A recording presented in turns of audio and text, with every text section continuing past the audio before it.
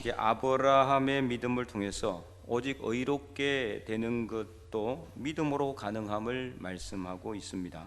자, 지난주 수요일에 우리 비슷한 내용의 말씀을 우리가 들었죠. 로마서 1장 17절 사도 바울이 하박국 2장 4절 말씀을 인용해서 복음에는 하나님의 의가 나타나서 믿음으로 믿음에 이르게 하나니 오직 의는 믿음으로 말미암아 살리라 한가 같으니라. 자, 이 말씀에서 앞에 있는 믿음과 뒤에 있는 믿음이 서로 다르다 그랬죠. 앞에 있는 믿음은 예수 그리스도를 믿는 믿음, 뒤에 있는 믿음은 예수님을 믿는 믿음으로 말미암아 사는 삶, 믿음의 삶. 그러니까 간단하게 말하면, 쉽게 말하면 예수 그리스도의 영성을 실천하는 삶이에요. 그죠?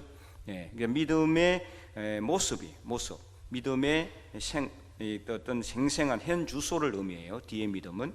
자, 오늘 본문에서 말하는 믿음으로 의롭다 하심을 받았다. 이 믿음은 그럼 어떤 믿음이냐? 이 믿음은 그 로마서 1장 17절에 나오는 믿음으로 믿음이 할 때 그 앞에 믿음과 똑같은 믿음이에요. 그러니까 오늘 본문 5장 1절에 우리가 믿음으로, 이 믿음 누구를 믿어요? 예수 그리스도를 믿음으로. 예수 그리스도를 믿음으로. 그 다음에 어떻게 된다? 의롭다 하심을 받게 된다. 자, 그래서 믿음으로 믿음에 이르게 하는 것 같고 믿음으로 의롭다 되는 것은 비슷한 것 같으면서도 완전히 다릅니다.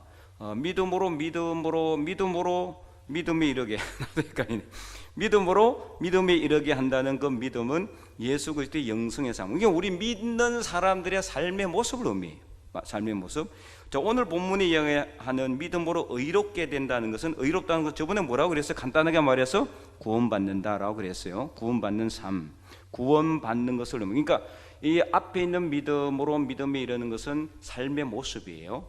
지금 5장 1절에 말하는 믿음으로 의롭게 된다라는 것은 믿음으로 인해서 우리가 된 어떤 상태를 의미해요. 어떻게 된 상태다? 의롭게 된 상태다. 자, 그래서 의롭다라는 건 헬라어 디카이오시네는 완전히 흠이 없고 점이 없는 게 아닙니다. 하나님에게 이게 이 말씀이 하나님의 의로움 할 때는 완전 무결한 흠 없는 것을 의미하고 하나도 죄가 없는 것을 의미하지만, 우리 인간과 하나님 사이에 의롭다라는 것은 어떤 것이냐? 바로 우리가 하나님과 무슨 관계를 맺는다? 올바른 관계를 맺는다. 그래서 디카이오시네는 바로 하나님과 올바른 관계성을 맺는 것이다, 이렇게 말씀을 드렸습니다. 쉽게 말하면 우리가 구원받는 삶, 구원받는 상태, 이것을 의미한다. 그래서 우리가 예수님을 믿음으로 어떻게 됩니까? 구원받게 되는 거죠. 누구를 통해서만 구원받을 수 있어요? 예수님을 믿음으로만. 다른 천하 어떤 것으로도 구원받을 수 있는 이름을 준 적이 없다 그랬어요. 그렇죠? 우리가 그래서 다른 종교에서도 구원은 없습니다. 이거는 구원론은, 기독교 구원론은 배타적입니다. 다른 거는 배타적이지 않습니다. 구원에 있어서는 배타적입니다. 오직 누구에게만 구원이 있다? 예수님에게만. 그 어떤 것에도 구원은 없습니다. 이 세상 그 어떤 것에도, 다른 어떤 종교에도, 다른 어떤 것도. 저는 다른 종교를 비난하지는 않습니다. 그러나 구원은 절대로 없습니다. 그렇기 때문에 우리가 구원받기 위해서는 누구를 믿어야 된다? 예수님을 믿어야 된다. 그래서 이 예수 그리스도를 믿음으로 의롭게 되는 것, 누구와 의롭게 된단 말이에요? 하나님과 의롭게 되는 것. 누구를 통해서요? 예수님을 통해서. 그래서 예수님이 어떤 제물로 쓰여졌어요? 화목제물. 우리와 하나님이 어떻게 되는 관계? 화평하게 되는 화목제물로 사용되게 된 거예요. 그래서 5장 1절에 우리가 우리 주 예수 그리스도로 말미암아 누구와 화평을 누리자? 하나님과. 누구를 통해서 예수님을 구원을 받았기 때문에, 의롭게 됐기 때문에 예수님을 통해서, 예수님을 믿음으로 우리가 의롭게 되고, 그래서 하나님과 의로운 관계가 되었기 때문에 이제는 우리가 하나님과 화평을 누리는 삶을 살아야 돼. 자, 우리가 이 세상 살아가면서 여러 가지 삶의 어려움이 있고 문제가 있고 여러 가지 여러 가지 삶의 어떤 이런저런 일들이 생기는 이유는 뭐냐? 하나님과 올바른 관계성이 안 맺어졌기 때문에, 쉽게 말하면은 하나님과 화평을 누리지 못하니까 그렇게 되는 거예요. 자, 내가 하나님과 화평을 누리게 되면은요, 어떠한 환난이나 고난이 오고 어떠한 분란이 생겨도 절대로 흐트러지지 않아요. 아무리 이게 나를 힘들게 하는 것이 있어도 전혀 힘들어질 수가 없어요. 하나님과 화평한 관계에 있으면은 그러나 하나님과 관계가 딱 끊어지면은 그 순간 우리는 짜증 안 낼 것도 짜증 내게 돼 있어요. 하나님 관계가 끊어지게 되면은 아무 문제도 아닌 것이 문제가 되게 돼요. 이 세상 삶이 그래요. 그러나 하나님과 관계가 잘 올바르게 맺어져 있으면은 아무리 짜증 날 일이 있어도 웃게 됩니다. 아무리 우리 삶 속에 어려움이 닥쳐도요, 하나님 앞에 영광 올려드리는 삶을 살게 되는 거예요. 그게 바로 의로운 삶, 의로운 관계가 맺어지는 거예요. 이게 정말 중요한 겁니다. 그래서 우리가 하나님과 어떤 관계, 하나님과 친밀한 관계가 있어야 돼요. 친밀한 관계. 늘 그것을 우리는 뭐라고 그래요? 하나님과 동행한다 그러고, 하나님과 동행하는 삶, 하나님과 동행하는 삶. 그래서 하나님과 동행하는 사람들이 많이 있었잖아요. 다윗을 한번 보세요. 다윗은 사망의 엄침한 골짜기로 다닐지라도 그는 해를 두려워하지 않았고, 그에게는 정말 죽음과 같은 죽지 못할 그냥 그런 어떤 고난이 있어도요, 그는 자기 가장 친한 친구 요나단에게 나와 사망 사이는 뭐다? 한 걸음뿐이라고 그렇게 고백했어요. 한 걸음뿐이다. 그만큼 그는 고난을 많이 받으면서 늘 얼굴을 찡그릴 수밖에 없는 삶을 살았어요. 그러잖아요. 자기 장인한테 쫓겨다니고 장인이 사위를 질투해가지고 창으로 죽이려고 쫓아다니면 이게 도대체 말이 됩니까? 그런 삶뿐만 아니라 그는 평생 동안 수없이 많은 고난과 환난을 당했어요. 사울에게 쫓길 뿐만 아니라 그가 왕이 되자마자 블레셋이 또 막 쳐들어와요. 블레셋이 다윗이 왕이 됐다니까 싫거든요. 그 전에 블레셋에 다윗이 잠깐 피신이 있던 적이 있었거든요. 그리고 그는 또 나중에 자기 아들한테 또 배반을 당했잖아요. 수도 없는 많은 환난과 고난 속에서 다윗이 시편 23편 하나님은 나의 목자시니 여호와는 나의 목자시니 내게 부족함이 없으리로다.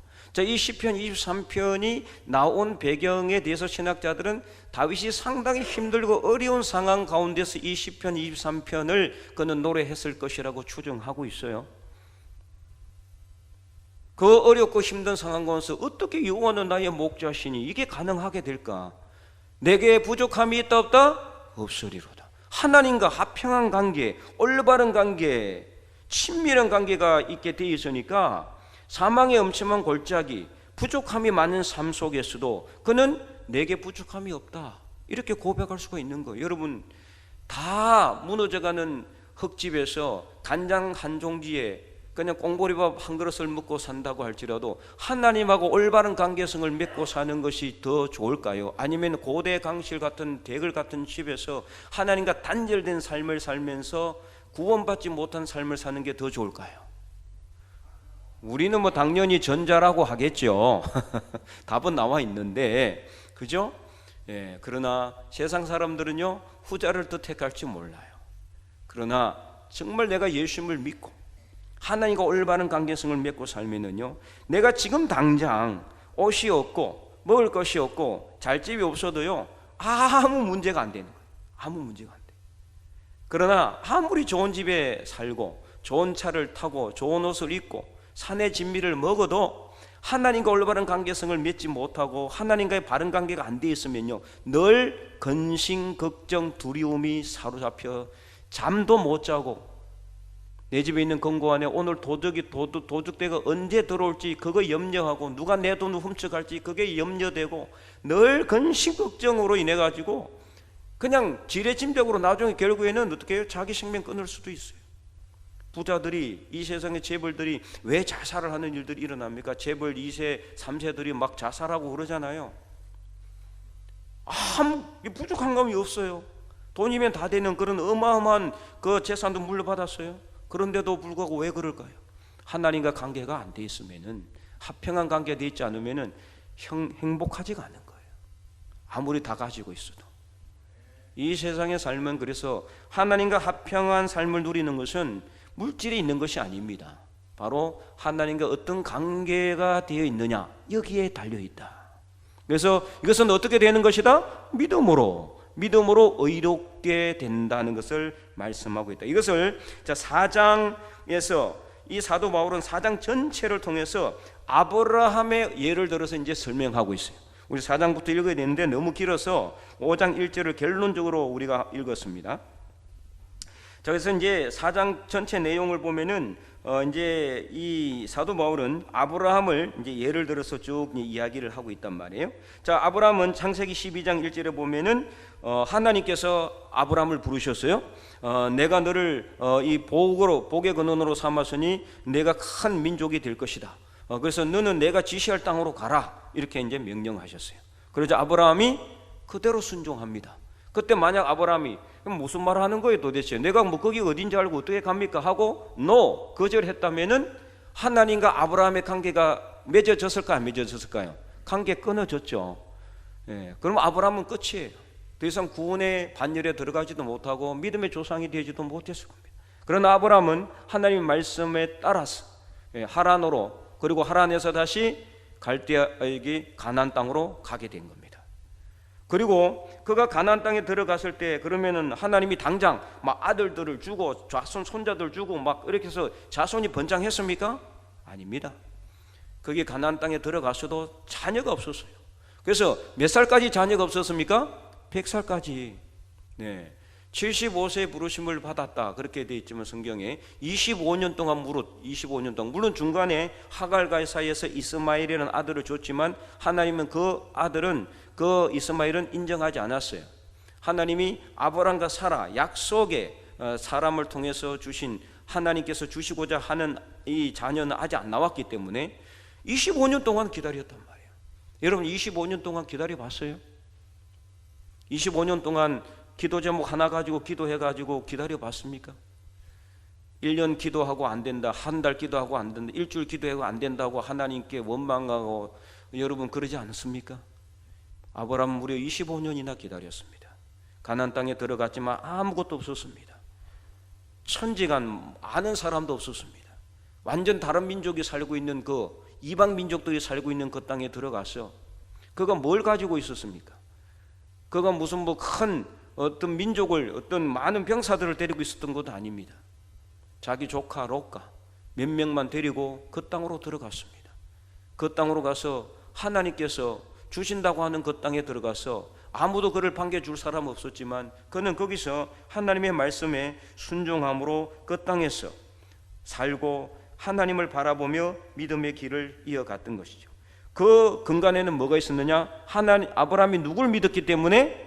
아브라함이 하나님을 믿었기 때문이었다. 자, 이 말씀이 분명히 있습니다. 창세기 15장 1절 이후를 보시면 이렇게 나와 있어요. 창세기 15장 한번 펴볼까요?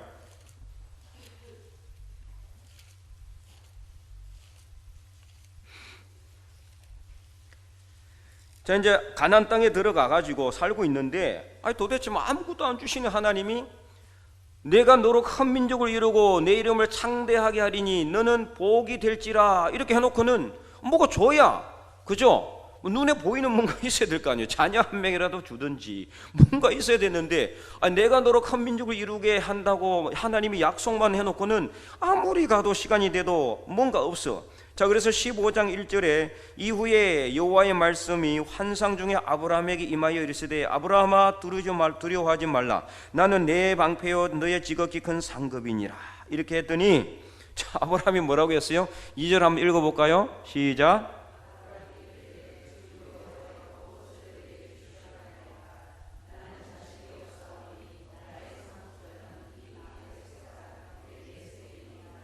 이때는 이스마엘도 없었던 때예요. 자, 엘리에셀은 누구냐? 종이에요, 종. 그죠? 종. 그러니까 하도 하나님이 자식을 준다 해놓고 이게 큰 민족을 이룬다 해놓고는 자식을 안 주니까 그냥 아브라함이 생각할 때 자기가 이제 데리고 있는 종이라도 자기 아들로 그냥 입적시켜 가지고 막 이 얘를 통해서라도 뭐 민족을 이룰까 이렇게 생각했던 것 같아요, 그죠? 그리고 이 말에는 나는 자식이 없사오니 하나님에 대한 뭐가 좀 배어져 있는 것 같아요? 섭섭한 마음이 분명히 배어 있어요, 그죠? 하나님 주신다 그랬잖아요. 왜 안 줘요? 이거예요, 이거 사실 어떻게 보면은 그렇잖아요. 여러분 이 정도 되면 따질만 하지 않나요? 하나님 왜 안 줍니까? 하나님 말씀만 믿고 자기 아버지와 친척을 집을 떠났어요. 여러분, 이게 쉬운 게 아니에요. 요즘도 쉽지 않지만 그 시대에는 어떤 생업의 터전을 딱 완전히 싹 끊어버리고 다른 지역으로 간다는 것은 완전히 사생결단이에요. 죽기 아니면은 까무러치기. 예. 그럼 이게 다른 지역으로 간다는 것 자체가 그때는 거의 뭐 불가능한 시대예요.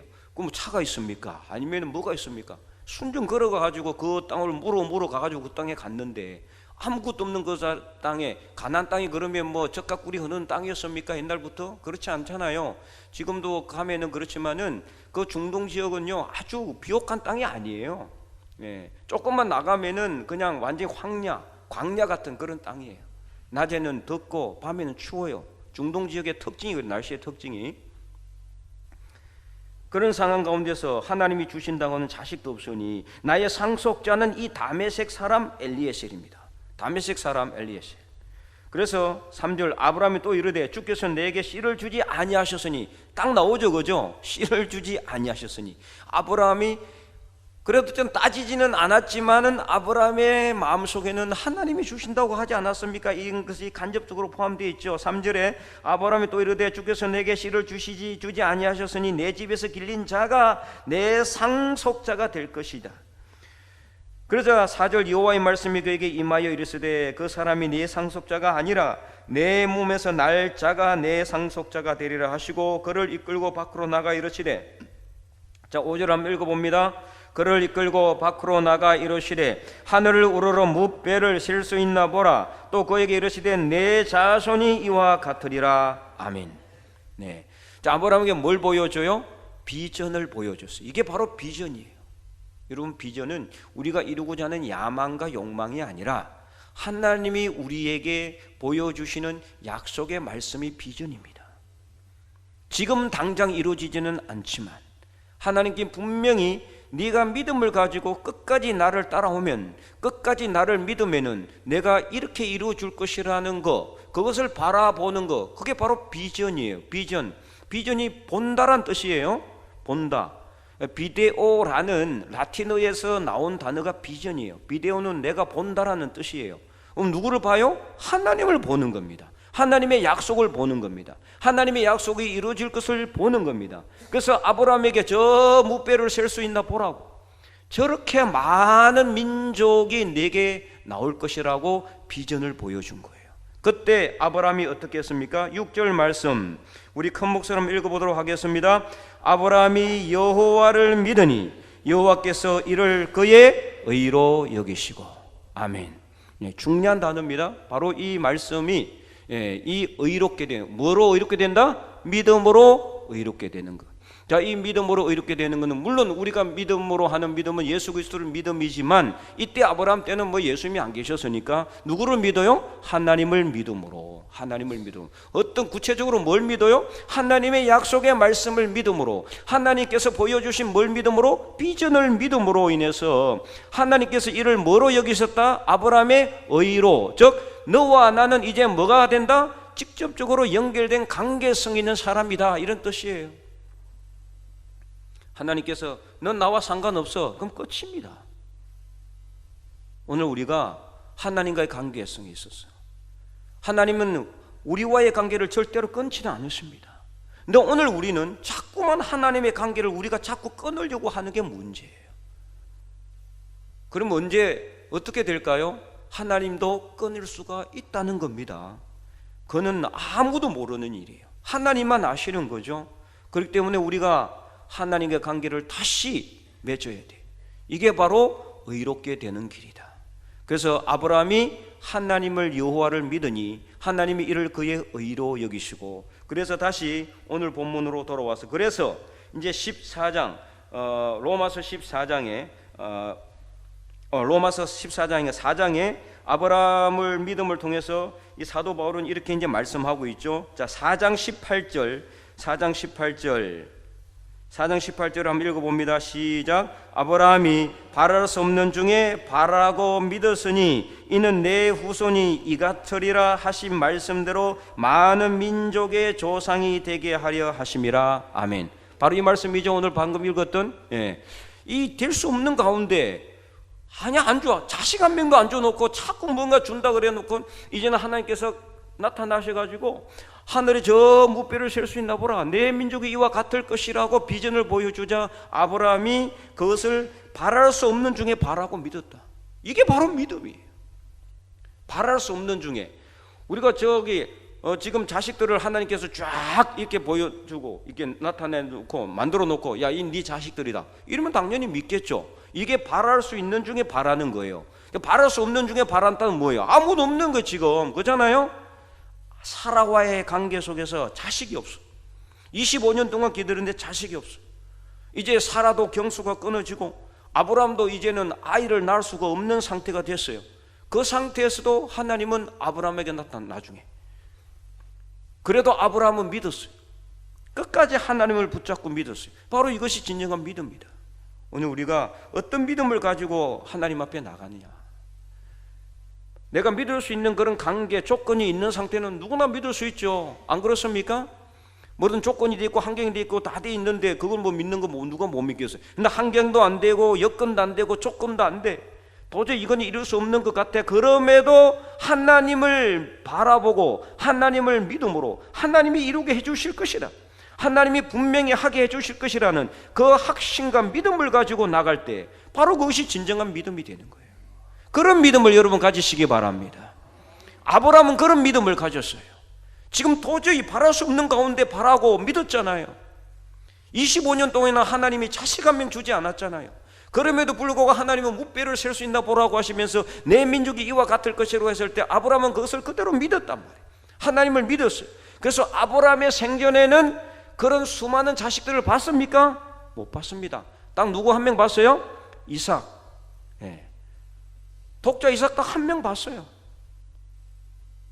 그러나 이삭을 통해서 야곱을 통해서 12아들, 12아들을 통해서 장정만 60만 명이 넘는 어마어마한 이스라엘 민족이 태어났고, 오늘날 이스라엘은 이스라엘은 지금 중동 전체 다라고 보면 돼요. 사실은 그잖아요.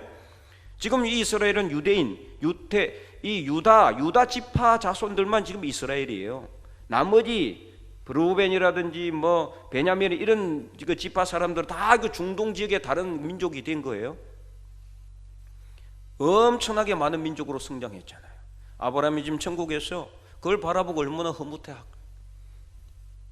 물론 참으로 이게 안타까운 것은 예수님을 아직 믿지 못하는 그런 가운데 있기 때문에 참으로 안타깝고, 또 사도 바울이 그것을 가장 마음 아파했거든요.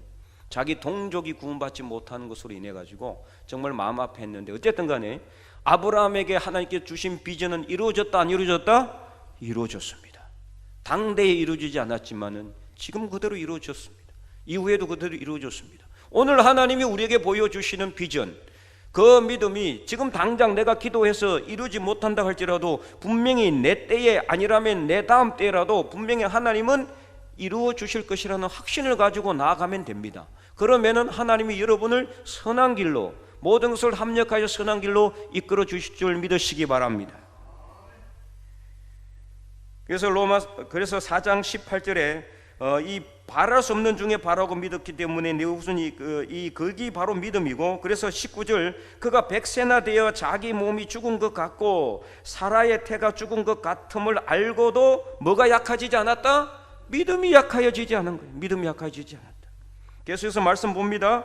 그래서 20절에 믿음이 없어 하나님의 약속을 의심하지 않고 믿음으로 견고하여 져서 하나님께 영광을 돌리며, 21절 약속하신 그것을 또한 능히 이루실 줄을 확신하였으니, 22절 큰 목소리 읽어봅니다. 시작. 그러므로 그것이 그에게 의로 여겨졌느니라. 아멘.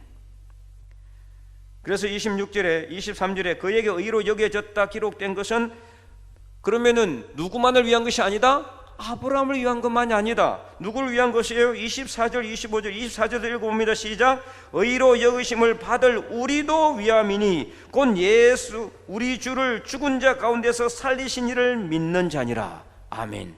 그래서 25절에 예수는 우리가 범죄한 것 때문에 내어줌이 되고 또한 우리를 의롭다 하시기 위하여 뭐 했다? 살아나셨느니라. 부활하셨습니다. 우리가 예수님을 믿음으로 구원을 받는 그 최고의 절정이 뭡니까? 부활입니다. 사도 바울은 그래서 고린도전서 15장에서 만약에 부활이 없다면은 내일 죽을 터이니 오늘 먹고 마시자, 그렇게 할 것이라고 그렇게 단언했습니다. 여러분 그렇잖아요. 여러분 부활이 없다면은 뭐하러 믿어요? 예수님을 다시 태어나지도 다시 살아날 수도 없는데, 그냥 이 세상에서 뭐 즐기며 잔뜩 우리가 할 거 다 하고 그렇게 살다가 그냥 죽지, 안 그래요? 그러나 우리에게 뭐가 있어요? 부활이 있습니다. 이 부활이 바로 구원의 최고봉이라고 할 수가 있습니다. 그래야 우리가 구원을 받습니다. 그렇잖아요? 죽고 나서 다시 살지 못하면은 그게 구원이라고 할 수가 없죠. 우리가 죽고 나서 다시 살 수 있다. 새로운 몸으로 다시 살아서 천국에서 하나님과 영원히 동행하며 하나님을 찬양하는 그런 삶을 살게 되는 것이 바로 구원의 마지막 과정입니다. 그러므로 우리는 이 부활하신 예수님을 통해서 하나님과 의롭다 하심을 받게 된 것이다. 우리가 예수님을 믿었기 때문에 그렇다라는 거예요. 오늘 이 말씀을 통해서 우리가 다시 한 번 더 깊이 우리의 믿음을 현주소를 점검해 보기를 원합니다. 여러분 어떻습니까? 내가 지금 믿는 믿음, 이것이 그냥 현실에 기반한 그런 믿음인지, 아니면 아브라함처럼 바랄 수 없고 정말 보이지 않지만, 당장 보이지는 않지만 하나님을 내가 믿는 믿음이 있기 때문에 어떻게 하든지 하나님께 기도하고, 그래서 이루어질 줄 믿고 확신함으로 내일 이루지 못하면 또 내일 기도하고, 모레 이루지 못하면 모레 또 기도하는 것, 계속해서 이렇게 기도하고 하나님께 나가는 삶을 통해 하나님과 올바른 의로운 관계가 이루어질 때, 우리 당대의 그 믿음의 제목이 이루어지지 않는다 할지라도 하나님은 분명히 때가 되면 그 제목을, 기도의 제목을 이루어 주실 줄 믿는 그런 믿음으로 오늘도 기도할 수 있기를 바랍니다. 그래서 우리의 기도가 하늘의 상달이 되고, 그래서 하나님께서 정말 필요하면은요, 우리가 기도하는 순간 그 기도를 응답해 주세요. 다니엘이 새 이레를 하지만은 다니엘이 큰 전쟁에 가는 한상을 보고 하나님께 기도하는 순간 바로 하나님이 어떻게 해요? 그 기도를 하는 순간 하나님께 기도를 들으셨다고 분명히 말씀하고 있어요. 그래서 오늘 우리도 하나님께 기도합니다. 그 기도를 필요하면은 하나님이 바로 들으십니다. 응답하십니다. 그러나 당장 응답하지 않을 것만 하나님께서 미루시는 것이지, 우리를 위해서 미루시는 것이지 응답하지 않는 것이 아닙니다. 우리의 작은 신음소리에도 하나님께서는 다 듣고 계신 줄 믿으시기 바랍니다. 그러므로 오늘 우리가 간절하게 기도하여 하나님께 나아가기를 원하고, 하나님과의 올바른 관계성을 맺어서 하나님께 영광 올려드리며 하나님을 기쁘시게 하는 하나님의 거룩한 백성들 다 될 수 있기를 주님의 이름으로 간절히 축원드립니다.